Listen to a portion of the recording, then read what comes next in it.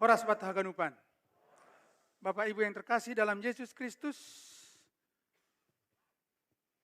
firman Tuhan yang kita perdengarkan bersama-sama pada pagi hari ini, yaitu 1 Tawarin 16 ayat 23 sampai 28. Nyanyilah bagi Tuhan, hai segenap bumi. Anggo bahasa Simalungun ini, the gospel of the good news of God's grace. Bapak Ibu terkasih dalam Yesus Kristus, suatu ayat yang penuh sukacita. Ya, bernyanyilah bagi Tuhan, hai segenap bumi. Kabarkanlah keselamatan yang daripadanya dari hari ke hari. Diingatkan kita kepada orang-orang, anak-anak yang telah diselamatkannya.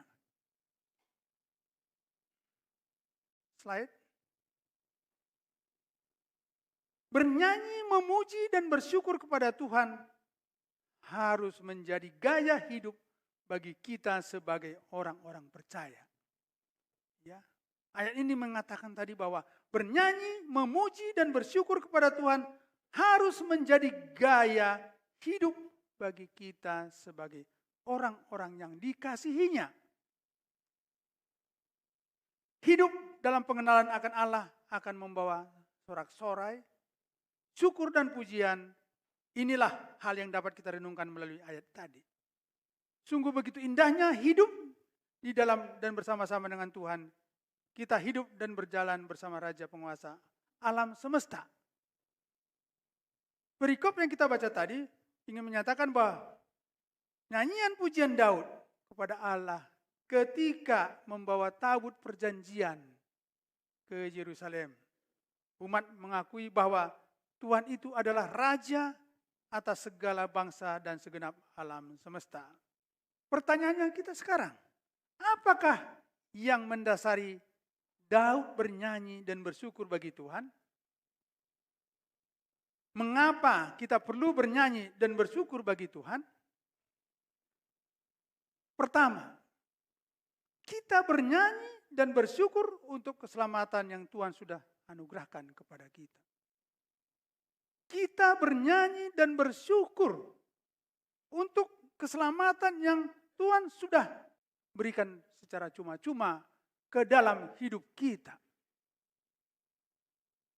Enggak ada bahasa yang lebih tajam lagi mengatakan, kenapa sih kita harus bernyanyi? Kenapa sih harus kita bersuka cita? Lah dong, Be. Kita bernyanyi dan bersyukur untuk keselamatan yang Tuhan sudah anugerahkan. Bagi orang yang sudah diselamatkan, tidak ada alasan untuk kita selalu bernyanyi dan bersyukur kepada Tuhan. Ya, tidak ada alasan lagi kenapa kita harus bernyanyi. Memang itulah dia. Bahwa orang-orang yang telah diselamatkan. Karena keselamatan yang kekal yang kita sudah terima. Bukan karena upaya dan kinerja perbuatan baik kita. Melainkan karena anugerahnya. Lang halani guguh tak.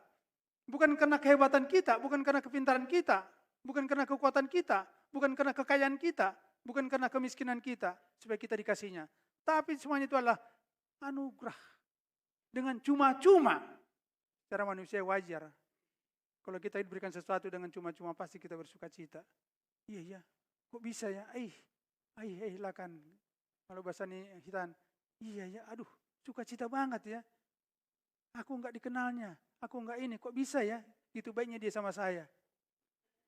Efesus 2 ayat 8-9 mengatakan, sebab karena kasih karunia, kamu diselamatkan oleh iman. Itu bukan hasil usahamu, tetapi pemberian Allah. Itu bukan hasil pekerjaanmu, jadi jangan ada orang yang membanggakan diri. Bahkan, ya, nubuatan Yesaya 64 ayat 6 mengatakan, demikianlah kami sekalian seperti seorang najis dan segala kesalahan kami seperti kain kotor. Kami sekalian menjadi layu seperti daun dan kami lenyap oleh kejahatan kami seperti daun dilenyapkan oleh angin. Coba kita perhatikan baik-baik. Perbuatan baik manusia, perbuatan baik kita tidak bisa menghasilkan keselamatan. Tetapi keselamatan akan menghasilkan perbuatan baik. Perbuatan baik kita tidak bisa menghasilkan keselamatan. Tetapi karena keselamatanlah akan menghasilkan perbuatan baik. Efesus 2 ayat 10. Kita diciptakan untuk melakukan pekerjaan baik. Jelas. Efesus 2 ayat 10. Jadi kita berbuat baik bukan supaya kita diselamatkan. Tetapi karena kita sudah diselamatkan olehnya, maka kita berbuat baik. Jangan kita balik-balikkan. Bukan karena kehebatan kita, bukan karena kita rajin ke gereja, ya, bukan karena kita hebat melayani, tapi karena Dia berada di hidup kita sehingga kita dengan hati yang tulus mengalir sedemikian rupa sehingga kita mau melayani, mau memberikan kasih. Bukan karena baik kali dia ya. No. Kasih Tuhan yang bekerja melalui dia. Bapak Ibu terkasih Yesus Kristus, kehidupan kekristenan kita bukan digerakkan oleh seabrek-abrek kewajiban, aturan, legalisme agamawi. Ya, kehidupan kekristenan kita bukan digerakkan oleh begitu banyaknya usaha-usaha kita, begitu banyaknya aturan-aturan yang kita buat untuk bisa melayani Dia sedemikian rupa. Melainkan harus didorong, digerakkan oleh motivasi karena kasih-Nya. Saya harus bisa mengatakan ini berkali-kali. Kita datang ke gereja ini bukan karena menyatakan bahwa alani holok kudo. Angko sonai do berpikirata. Kalau gitu masih pikiran kita, saya datang ke gereja saya ingin bertemu Tuhan. Berarti usaha kita, ini bukan. Memang kasih-Nya yang mengalir dalam hidup kita. Kita datang ke gereja. Untuk ngapain? Celebration. Bertemu kawan, hai sukacita. Kita diselamatkan. Nampak sederhana. Saya datang gereja karena kalau saya nggak gereja nggak enak rasanya ya. Nah karena nggak enak rasanya maka dia nggak gereja. Bukan karena imannya. Roma 14 ayat 23 mengatakan perbuatan tanpa iman adalah apa Bapak Ibu? Dosa. Jelas Roma 14 ayat 23b. Perbuatan tanpa iman adalah dosa. Karena masih kita berpikir mengatakan sesuatu untuk saya supaya diberkati Tuhan. Dosa.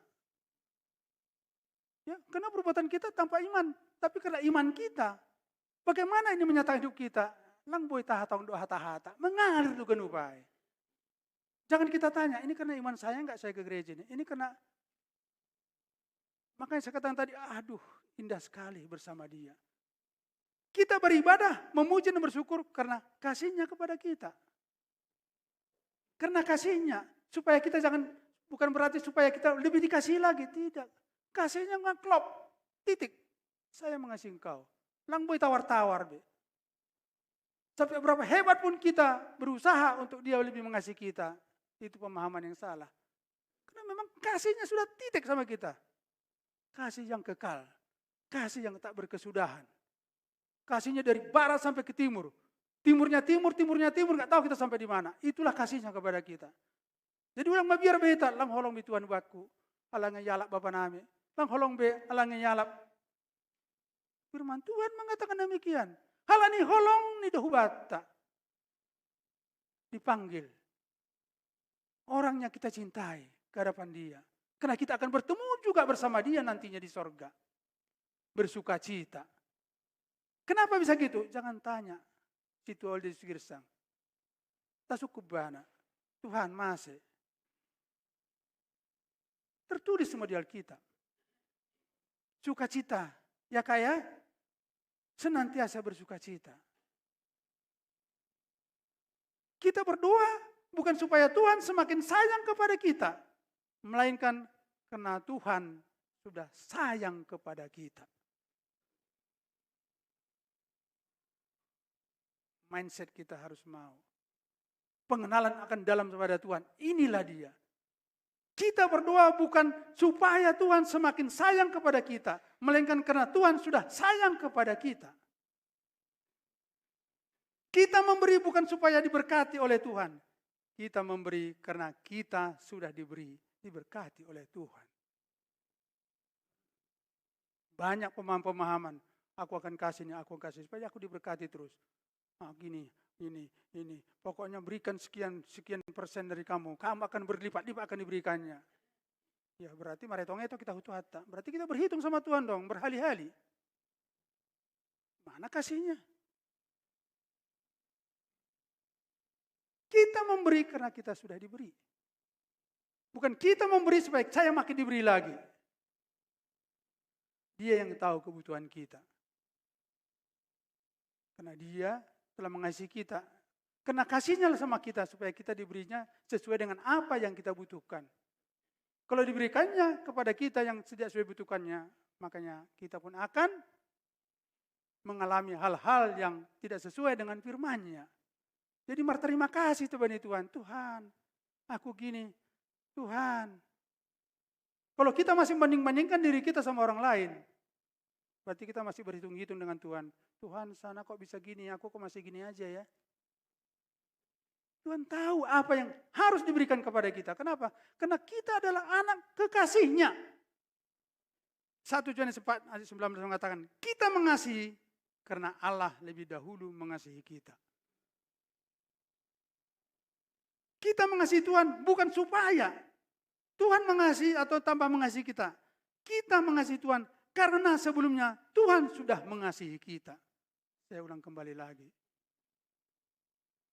Ya, supaya tertanam, diimprint di dalam hati kita, pikiran kita. Bahwa kita mengasihi Tuhan bukan supaya Tuhan mengasihi atau tambah mengasihi kita. Kita mengasihi Tuhan karena sebelumnya Tuhan sudah mengasihi kita. Puji Tuhan. Coba tetangga tak. Lalak dugo gunai baik kan? Anggo ita lang be. Ibal-bali pedi jatuh peta. Puji Tuhan. Kenapa? Ini ayatnya. Kita mengasihi karena Allah lebih dahulu mengasihi kita. Kita tetap mengasihi kita sesama. Ya, partner istilahnya, mitra istilahnya, inilah dia. Kenapa? Karena telah dia lebih dahulu mengasihi kita. Langahlah digogot tabi hita makolongi asomata. Langahlah digogot tabi hita makasomani pasangata. Kalau masih ada kriteria-kriteria kita buat terhadap keluarga kita, berarti kita lamari tong-etong bahutu hatta. Kita boleh songonon halani holong itu hatta. Kita bisa gini karena kasih Tuhan kita. Jadi kita mengasihi Tuhan bukan karena tuntutan kewajiban legalisme agamawi, melainkan karena kita sadar akan kasih-Nya yang sudah dicurahkan kepada kita. Kasih-Nya telah dicurahkan ke hati kita oleh Roh Kudus karena kasih karunia-Nya. Roma 5 ayat 5. Jadi kasih-Nya itu sudah berada di hati kita. Wajar dong bahwa kita itu penuh dengan kasih darinya. Namanya hidup dengan kasih, pasti sukacita. Makanya firman hari ini, bernyanyilah untuk seluruh bumi. Kenapa bernyanyi? Karena dasar hidup kita adalah kasih. Ini intinya. Gimana kita mau bernyanyi kalau kasih nggak ada di hati kita?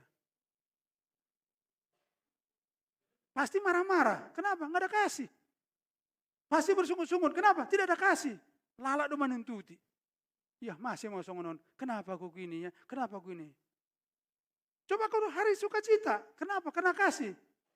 Kemana-mana pun sukacita. Nyanyi. Nyanyi dalam hati. Ada masalah sesuatu. Dia berdoa. Menyangkut pada Tuhan. Karena dia tahu bahwa Tuhan menolong dia setiap saat. Melalui apa? Ini firman Tuhan. Bernyanyilah. Bernyanyi sini bukan berarti mengatakan suara bernyanyi seperti pakai musik. Enggak. Maksudnya katakanlah hatimu selalu penuh dengan sukacita. Sederhana sebenarnya ayat ini.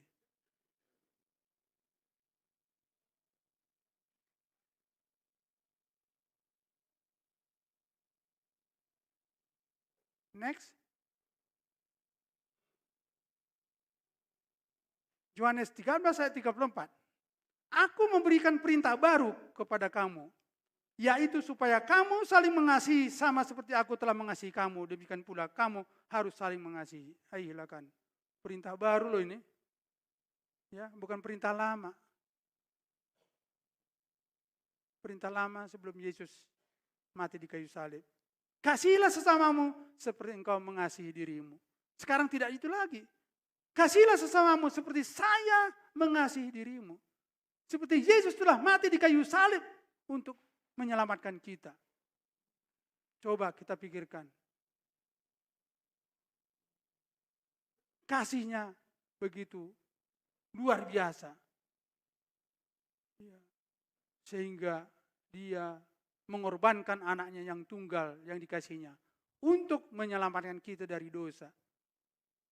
Kita bayangin kalau kita nggak diselamatkan dari dosa, bagaimana kita berkomunikasi dengan Tuhan? Kenapa? Karena kita orang berdosa dari Adam. Dosa kita telah dihapuskan, makanya kita bisa berkomunikasi dengan Tuhan. Engkau langsung dia di temar tonggo. Kalau nggak ada Roh Kudus itu dalam hati kita. Gimana ada Roh Kudus kita orang berdosa? Yesus sudah menyelamatkan kita. Kita sudah menjadi kudus. Sekali untuk selamanya. Roma 10 ayat 10. Jadi dong main-main kita on. Ulang lama pikir, so dia do situ orang kudus. Horjaku pesangonon. Ibrani 10 mengatakan, kudus engkau untuk selamanya. 2 Korintus 5 ayat 7. Hidup kami adalah hidup karena percaya, bukan karena melihat. Percaya doa kita kudus. Bukan perbuatan kita, memang Tuhan sudah menguduskan kita, sudah menyelamatkan kita. Itu harus kita imanin. Firman Tuhan menyatakan demikian. Engkau orang kudus kita. Bisakah kita berhubungan dengan orang kudus? Allah itu kudus loh. Adong budaya tamar tonggo, boy tamar tonggo, engkau orang kudus kita. Kuduslah engkau, karena Allah itu adalah kudus. Jadi maningon orang kudus do boleh komunikasi. Anggulang kudus kita boleh hubungan komunikasi do Tuhan. Kita imanin bahwa aku inilah orang kudus oleh karena kasihnya kepada saya. Makanya saya diselamatkan. Kita mengasihi orang lain bukan supaya kita dikasihi Tuhan, melainkan karena kita sudah dikasihinya. Kita mengampuni kesalahan orang lain bukan supaya Tuhan mengampuni kita, melainkan karena kita sudah diampuni Tuhan. Nang perlu kita minta ampun. Anak yang dikasihi kita. Apa yang kita kerjakan hari ini sudah tahu dia. Apa yang kita kerjakan minggu depan sudah tahunya dia. Karena dia maha tahu. Tahunya dia nanti kita akan menguak kesalahan. Tapi udah pasti diampuninya. Kenapa? Firman-Nya mengatakan demikian.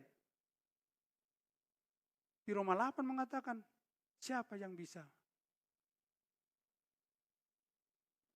merebut engkau, kasihku, dari hidupku. Tuhan mengatakan demikian. Itulah karena kasihnya. Jadi meningon saya kadang-kadang merenungkan, iya ya, hai Tuhan, aku orang pilihan-Mu, terima kasih.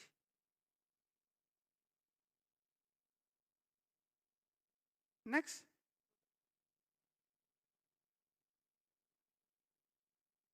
Yang kedua, kita bernyanyi dan bersyukur atas perbuatannya, kedahsyatannya, keagungannya yang ajaib. Ya, kita bernyanyi dan bersyukur atas perbuatannya kepada kita, atas kedahsyatannya melindungi kita, menjaga kita, dan keagungannya yang ajaib di dalam hidup kita. Hal yang wajar kan? Boy kita jumpa sadari alanya, halani holong nih. Bisa saya berdiri sekarang di sini, kenapa? Karena kasihnya. Kalau enggak, banyak aja bisa alasan kita macam-macam. Yang inilah, yang itu. Tapi karena kasihnya, kita bisa bertemu penuh dengan sukacita dari Dia pada pagi hari ini. Tidak ada yang bisa melebihi kebanggaan kita selain kita bermegah dan berbangga kalau kita punya Tuhan Yesus Kristus. Coba kita bayangin. Ada yang lebih lagi enggak? Sering saya katakan, berkali-kali pasang antena dari atas sampai ke bawah. Kita bisa gini, kenapa? Alah ini holong nih. Dipasang impus di kepala, dipasang di selangnya di hidung, dipasang di mulut, dipasang apa. Kalau kita bandingkan dengan itu, terima kasih Tuhan. Boy hanami pajupa sadarion. Bisa kita bertemu pagi hari ini, siang hari ini, penuh dengan sukacita. Bersama dengan Dia. Pengenalan akan Tuhan yang dahsyat, agung, ajaib, akan membuat kita selalu memuji dan bersyukur kepada Tuhan. Kalau kita renungkan, saya sering merenungkan saya dari kampung sana. Bisa saya ke Jakarta, bisa saya berbuat sesuatu penuh dengan sukacita. Apa enggak itu pertolongan Dia yang begitu dahsyat? Kalau dihitung-hitung, buat diriku isina berenang. Tapi masih boleh songonon. Dahsyat sekali. Testimoni bagi saya. Buya songonon artinya, ala kedahsyatan Tuhan terhadap hidup saya. Kenapa? Saya sehat sehingga saat ini. Saya bisa jalan ke sana, jalan kemari. Kalau hitung-hitungan duniawi, tidak mungkin. Tapi bagi Dia tidak ada yang mustahil. 1 Korintus 2 ayat 9. Apa yang tidak pernah didengar oleh telinga, yang tidak pernah dilihat oleh mata, yang tidak timbul di dalam hati, akan diberikannya apabila kita mengasihinya. Amin Bapak Ibu? Halo, mari kita saling mengasihi, bermitra. Kenapa? Tadi perintah utama loh. Perintah baru, kasihilah sesamamu. Seperti aku mengasihimu. Kalau kita buka Alkitab, dari awal sampai akhir, message-nya adalah hanya satu. Kasih. Dari zaman si Adam pun sudah. Tuhan mencari dia kan. Kena mencarilah dia, makanya takut si Adam dan si Hawa. Sembunyi mereka kan. Tuhan yang mencari dia. Jadi bukan kita mencari Tuhan. Itu dia, masih Adam loh. Ai malah nih holong nih Tuhan ini hubata. Itu tanda kasih yang sangat mendasar. Belum lagi kita bicara di perjanjian baru. Kasih maganuk. Orang Kristen akan sulit untuk selalu memuji dan bersyukur kalau mereka belum benar-benar mengenal siapa Tuhan. Nah, inilah dasarnya. Bagaimana pengenalan kita akan Dia? Kita diajak untuk merenungkan kembali. Sedalam apa kita bisa mengenal Dia? Bagaimana kita mau mengenal Dia? Halo, nartar susah tapi jarang-jarang tak bahasa. Dibaca pun yang penting rutinitas. Tapi coba kita renungkan. Kita hubungkan ayat yang satu dengan ayat yang lain. Sering saya katakan, jangan menjoputinologi. Ayat ini cantik ya bagi saya ya. Oh ayat ini bagus sekali. Coba hubungkan ayat yang satu dengan yang lain. Maknanya pasti lebih dalam lagi. Kita akan bisa mengenal Dia. Ai Tuhan, Engkau begitu dahsyat dalam hidup saya. Engkau begitu ajaib di dalam keluarga saya. Indah sekali. Next.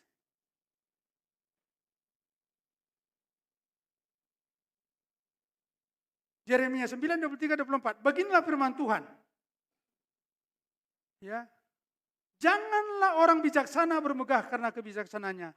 Janganlah orang kuat bermegah karena kekuatannya. Janganlah orang kaya bermegah karena kekayaannya. Tetapi siapa yang mau bermegah, baiklah bermegah karena yang berikut. Bahwa ia memahami dan mengenal aku.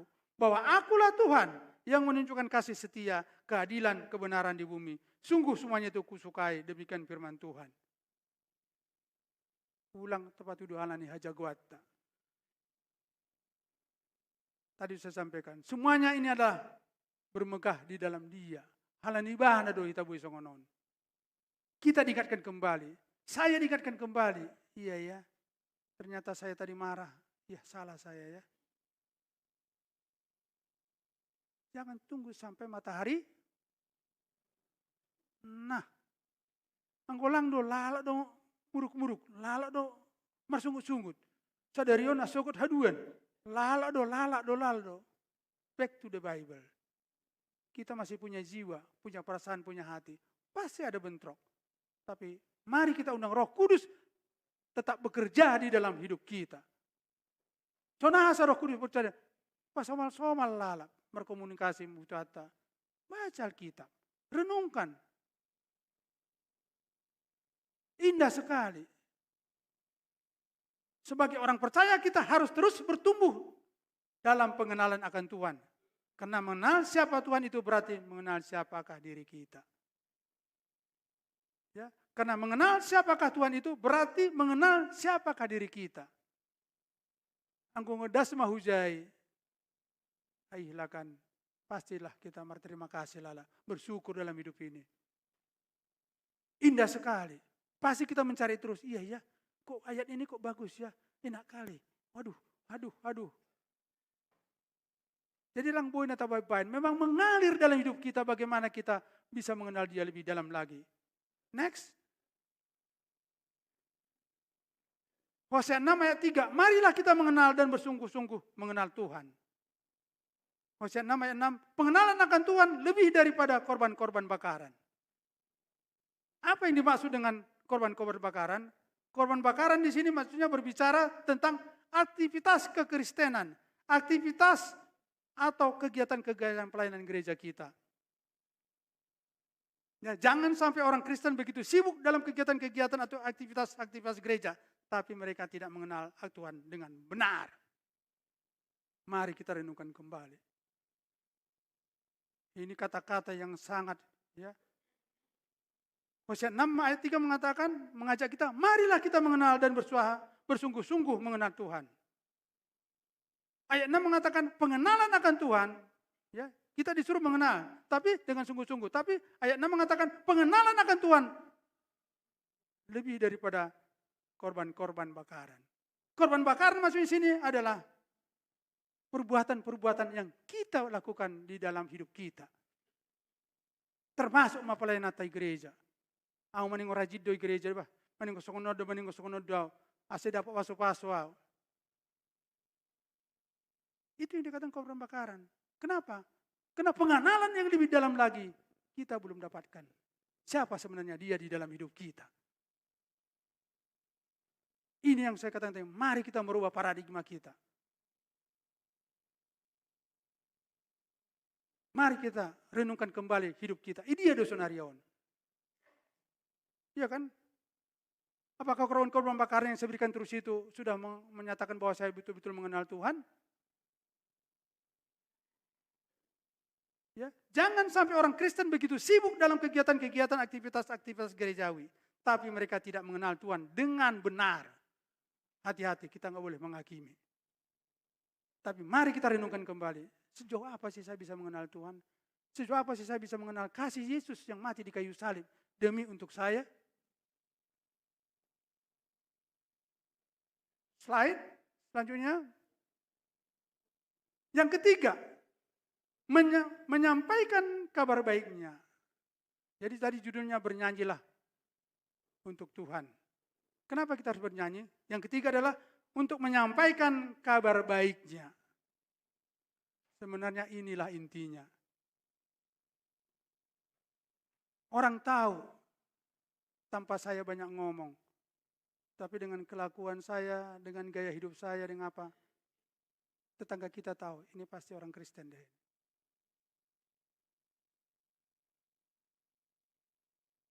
Saya sudah mengalami sendiri.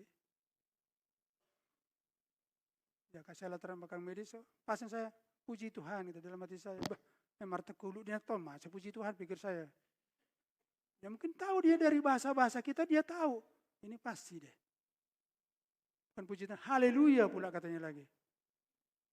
Ya memang itu kenyataan dalam hidup kita. Mungkin saya pikir, iya ya mungkin. Nah ini yang dikatakan tadi, menyampaikan kabar baiknya. Di dalam 1 Tawarin 16 ayat 24 mengatakan, ceritakanlah kemuliaannya di antara bangsa-bangsa. Dan perbuatan-perbuatan yang ajaib di antara segala suku bangsa. Apa itu perbuatan baik yang ajaib? Kasih. Ya hitung-hitungannya secara duniawi tidak mungkin. Tapi melihat ini. Kasih.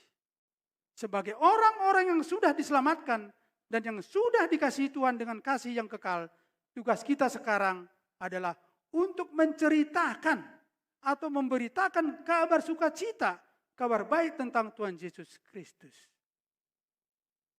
Bukan harus kita katakan, wah Yesus Kristus. Banyak cara. Dengan gaya kita, gaya hidup kita, cara ngomong kita. Sering saya katakan, kita bisa menjadi berkat bagi orang lain. Sering saya katakan berkat itu bukan hanya materi.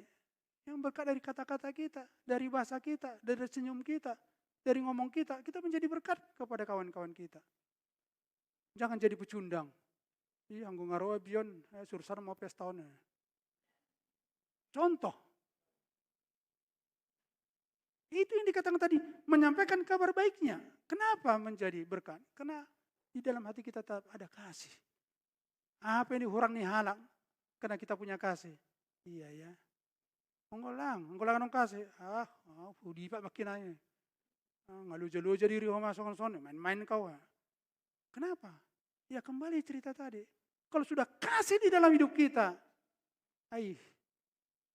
lam mauhur. Ngalau harap makiko. Cukup di hati kita, tapi di baliknya itu mungkin. Ya namanya kita punya jiwa ya, pasti marah kadang-kadang. Mana mungkin kita seperti dikatakan kayak malaikat pula. Kan gitu. Tapi kita cepat kembali. Oh iya ya, mungkin dia lagi susah hari ini. Oh pantas dia gitu, iyalah. Saya akan bujuk dia. Kenapa? Kasih. Itu contoh. Lukas 4 ayat 18 sampai 20. Ayat 18. Roh Tuhan ada padaku. Oleh sebab ia telah mengurapi aku. Untuk menyampaikan kabar baik kepada orang-orang miskin. Dan ia telah mengutus aku. Ya, roh Tuhan ada padaku. Ini Yesus mengatakan. Oleh sebab ia telah mengurapi aku. Untuk menyampaikan kabar baik kepada orang-orang miskin dan yang telah mengutus aku. Kalau kita baca 9:20. Orang-orang miskin ini siapa nih? Secara perikop ya Lukas ini. Yesus mengatakan. Ya sebelum mati dia. Ini masih. Before cross, sebelum salib. Kepada orang Yahudi. Ini kepada si boto surat. Ini bercita Taurat. Yang penuh dengan aturan-aturan. Yang tidak sanggup orang Yahudi mengikutinya. Maka dikatakan, roh Tuhan ada padaku. Oleh sebab ia telah mengurapi aku. Untuk menyampaikan kabar baik kepada orang-orang miskin. Orang-orang yang penuh dengan aturan-aturan. Ya, orang yang dikasih kuk perhambaan. Tersiksa dengan keadaan kehidupan mereka pada saat itu. Karena banyak aturan-aturan, tapi Roh Kudus telah memerdekakan hati orang-orang yang di bawah kuk penghambaan selama ini. Ya, jadi sebagai Yesus, ya tadi katakan sebagaimana Yesus diurapi untuk menyampaikan kabar baik, demikian juga kita yang sudah diurapi oleh Roh Kudus. Diutus untuk menyampaikan kabar baiknya. Ya. Yesus mati di kayu salib, naik ke surga, kita ditinggalkan Roh penolong. Roh Kudus untuk menjaga kita, melayani kita.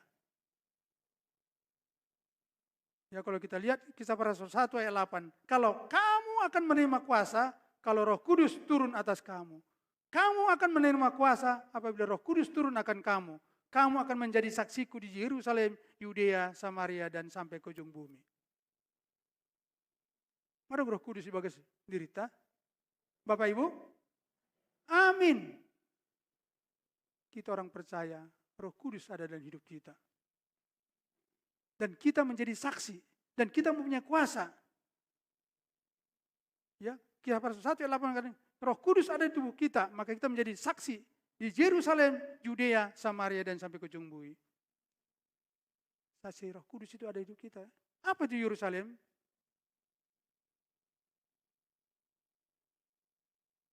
Keluarga kita. Ya, ini mengatakan ini siapa? Paulus di tengah-tengah jemaat layanannya.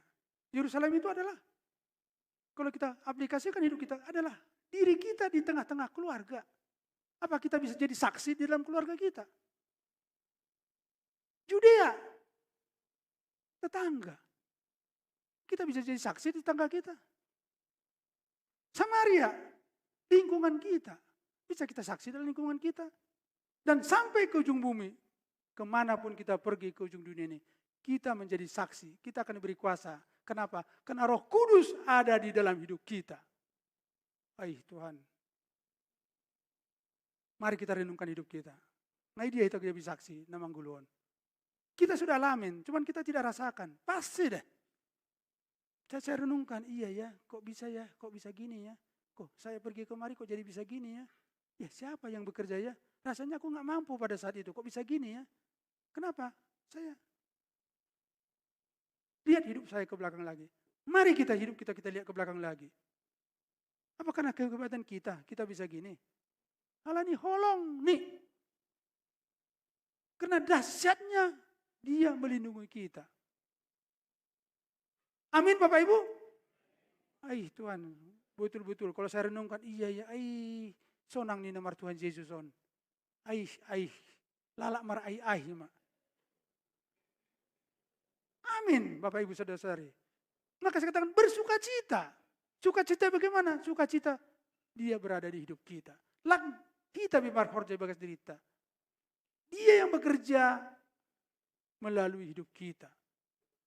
Filipi 2 ayat 13. Filipi 2 ayat 12. Kerjakanlah keselamatanmu. Ya, borak do makorjahan apa? Aku kerjaku songon dia masongon. Filipi 2 ayat 12. Kerjakanlah keselamatanmu dengan takut dan gentar. Maksudnya dengan penuh sukacita. Kadang kita nggak mungkin lah, saya kan masih ini. Ayat 13 mengatakan bukan kita yang bekerja, Dia yang bekerja melalui hidup kita.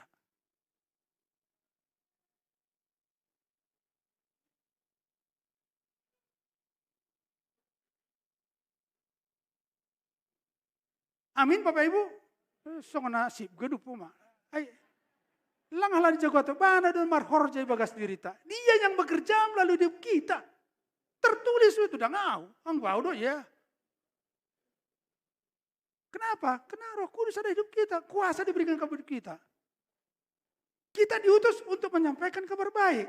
Bernyanyilah. Maksudnya kabar baik ceritakan. Ulang cerita kabar-kabar nang baik. Kenapa? Injil itu adalah berita sukacita. Nang kalau lalu itu bertahun hoakin habis mau. Nakcin, kita menghakimi orang lagi pula. Berita sukacita. Haleluya. Puji Tuhan. Tuhan, sudah ini nomor Tuhan Yesus. Sudah tumang. Ya. Lukas 4 ayat 18 mengatakan, Roh Tuhan ada padaku. Ya, Lukas 4 ayat 18 mengatakan, Roh Tuhan ada padaku. Oleh sebab ia telah mengurapi aku untuk menyampaikan kabar baik kepada orang-orang miskin dan ia telah mengutus aku. Roh Tuhan ada padaku. Yesus mengatakan, Yesus ada dalam diri kita. Christ in you. Kolose 1 ayat 27. New King James Version. Kita bukan nanti, bukan di antara kita lagi Kristus. Christ in you. Lumai bagas dirita. Kolose 1 ayat 27. Kolose 2 ayat 10. You are complete in Him. Lumai hita genuk bana. Lang perlu bebe, si daram darami hudia-hudia be. You are complete in Him. Lang perlu bebe tempat daramin urapa be. Nah, nggak usah be merah. Tersongkok bapai, manokon you are complete in Him. Sukacita. Doma bana bekerja dalam hidup kita, complete in Him. Lang memaida. Jadi unang lalap kita madarami bana we hudolok na dadawai we. Na ibakas dirita. Oh lalap madarami hudia-hudia. Bersukacitalah, nikmatilah bahwa Dia di dalam hidup kita. Amin Bapak Ibu. Ailakan sonang namar so haribu-ribuan. Amin. Firman Tuhan mengatakan demikian. Injil Kristus yang sejati dan asli adalah 100% berita baik. Amin. Ya, Injil Kristus yang sejati dan asli. Berarti ada yang enggak asli loh. Nanti saya terangkan di mana yang enggak asli itu. Injil Kristus yang sejati dan asli adalah 100%. Bukan 99%. 100% berita atau kabar baik. Tidak ada kabar buruk sedikit pun dalam kabar baik. Ukuran enggak baik, mana ada kabar buruk lagi. Kita akan dapat memahami mengenal Injil Kristus. Kita diingatkan, khususnya kita sebagai orang yang percaya. Ya diberi kuasa untuk memberitakan Injil. Harus mengetahui apa yang kita sampaikan itu. Yang kita sampaikan itu ada Injil Kristus. Atau Injil plus legalism. Atau Injil campuran. Banyak kan? Injil dikatakannya, tapi ada yang mau berbiari. Itu kan campuran, mix. No, kabar baik, titik 100%. Yesus memberikan kabar baik bagi kita. Engkau telah diselamatkan. Puji Tuhan, haleluya. Halo, ulang tanggung-tanggung be selamatkan esok dia dekinawon. Surga dekinawon, ya ilakan. Firman Tuhan mengatakan demikian. Paling banyak sekarang mix. Beban aturan-aturan. Maning kesono doh dah. Maning kon mabere doh dah. Angko lang mabere ho. Paima. Ngakaya ho lang mabere ho ma. Coba. Banyak kan? Injil Kristus berita sukacita. Kalau ada sukacita sama kita, karena apa? Kena kasih. Kalau sudah ada kasih sama kita, jangan tanya lagi. Apapun yang kita lakukan pasti didasari dengan kasih. Lang pala tabang hido. Angko dong kasih ibana mengalir doai. Amin Bapak Ibu. Halo, itulah ketulusan. Bukan supaya-supaya lagi. Tapi karena Dia, saya berbuat karena kasihnya ada di dalam hidup saya. Amin. Saya mah.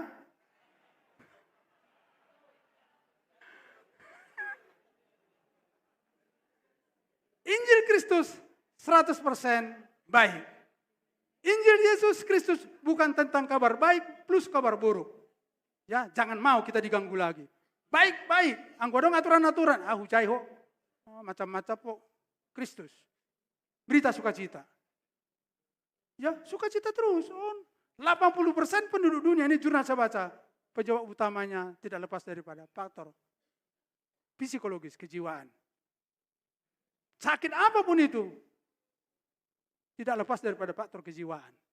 Itu di jurnal itu. Ya kenapa? Tadi itu yang miss itu. Udah dikasih berita sukacita pun, lalai tabuai yang mana lain. Dah, maning mana dong non. Lang besunai maning mana dong non. Coba, kan jadi stres kita. Ay di doon tongonon. Halo, ngagulus ngonon, lalai ibu mema. Injil berita sukacita. Dengan perkata lain, Injil Yesus Kristus bukan tentang karyanya plus karya perbuatan baik manusia. Full 100% karya Dia di kayu salib telah menyelamatkan kita. Secara roh ya. Mula ko makin kotik-kotik, bodom-bodom eta roh kudus kada dong do. Manga do kikitai. Alang pala sekolah, Roh Kudus dah dong. Halo, beres dah. Secara roh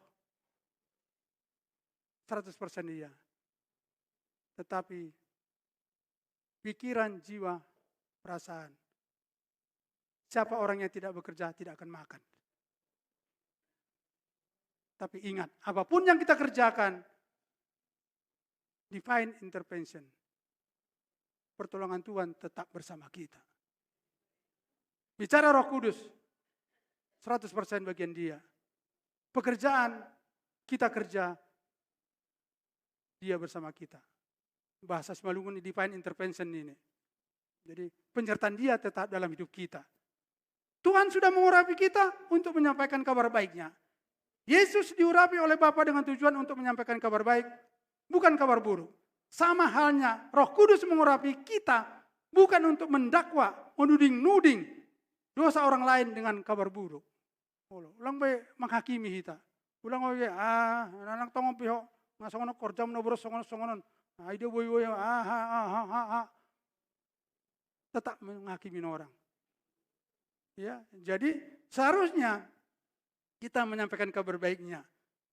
Sudahlah seharusnya kita penyampaian firman Tuhan saat dimanapun kita berada. Ya, lang menengoni gereja be. Dia beta berada tetap menyampaikan firman Tuhan. Melalui apa? Tadi saya katakan kita menjadi berkat. Dengan ngomong kita, dengan kata-kata kita, dengan tingkah laku kita menjadi berkat. Kenapa? Karena Roh Kudus berada di hidup kita. Sebaliknya, bukan menyampaikan murka dan kemarahan Tuhan. Jadi ulang pe, sudah, Tuhan hakim muruk dah. Toriho kan, orang namanya Injil, berita sukacita. Kok ada lagi aturan-aturan lain? Kena itu. Jadi tidak ada lagi istilahnya berita buruk itu. Sukacita semuanya. Bukan untuk menyampaikan murka dan kemarahan Tuhan. Sebaliknya, untuk menyampaikan ya kasih, kebaikan, dan penerimaan Tuhan atas kita orang-orang percaya, anak-anaknya yang dikasihinya. Jadi wajarlah ayat hari ini mengatakan Injil itu kita sampaikan kepada orang lain dengan kata-kata yang penuh dengan sukacita. Bernyanyi, haleluya. Amin Bapak Ibu. Terakhir non. Injil Kristus merupakan kabar dan berita, bukan perintah agamawi. Ya, kita ingat. Injil Yesus Kristus merupakan kabar baik atau berita baik, bukan perintah agamawi. Anggo perintah agamawi, tetangga tuh. Kena itu? Meningon menghadap pujat doh dah, meningon menghadap pujon. Halo, asing ay. Anggo kita setiap saat mau menghadap kemana pun kita, no problem. Kenapa? Karena dia di dalam hidup kita, hati kita. Nangan dong aturan-aturan be. Kembali, maka sering masih hamsi tua merapakai soknon. Hijau di nomor hoja saya bilang ngering. Hatiku yang bekerja, ngapain saya kuas? Banyak aturan-aturan. Tapi jangan jadi pecundang kan itu. Halo, romahu gereja marcelana pendek kan kami mabaor. Maksudnya yang legal-legal aja, yang biasa-biasa. Kan itu. Indah sekali. Kita diselamatkan dan diberkati Tuhan. Injil merupakan kabar baik atau berita baik yang harus kita percayai. Bahwa kita tahu definisi kata Injil adalah kabar baik yang hampir tidak dapat kita percaya. Bahkan kabar baik yang berlalu baik sehingga sulit untuk bisa dipercayai orang. Ya dong, dia mati di kayu salib untuk kita. Kadang-kadang gak masuk akal kan? Tapi itulah kabar baik untuk kita. Jadi sebagai akhirnya, ulang beta biar karena Tuhan kita telah menyampaikan di dalam nubuatan Yesaya 54 ayat 9-10, slide terakhir. Ya. Ayat 9, keadaan ini bagiku seperti pada zaman Nuh, seperti aku telah bersumpah.